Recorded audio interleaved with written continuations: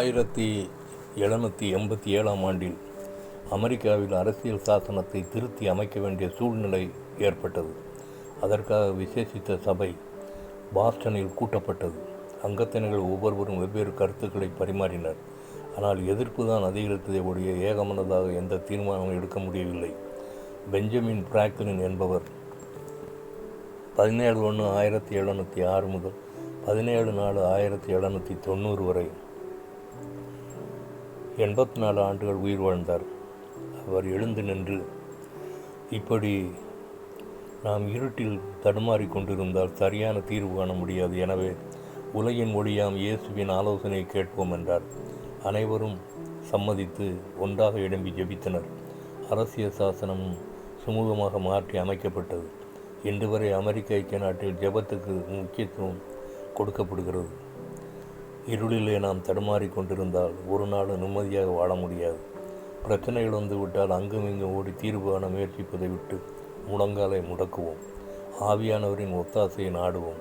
ஆவியானவர் எங்கேயோ அங்கே விடுதலை உண்டு என்று ஆவியானவரால் நடத்தப்படுகிறார்கள். எவர்கள் நடத்தப்படுகிறார்கள் அவர்கள் தேவனுடைய பிள்ளைகள் என்று வேதம் ஆணித்தரமாக கூறுகிறது.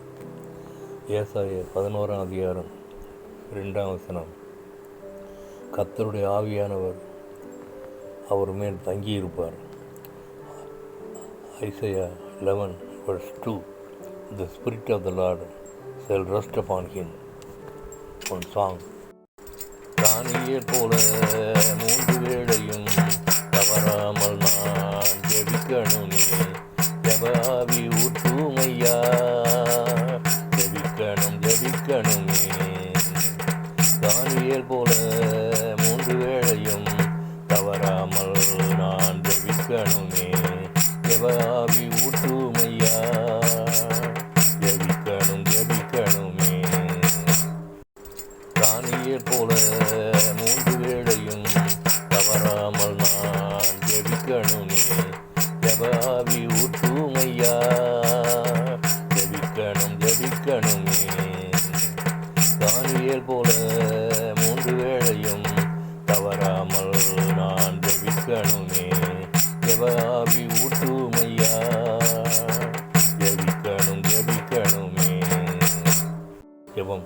எங்களை நேசிக்கிற நல்ல பிதாவே, என்னுடைய சமூகத்தில் தாழ்த்தி ஒப்புக் கொடுக்கிறேன்.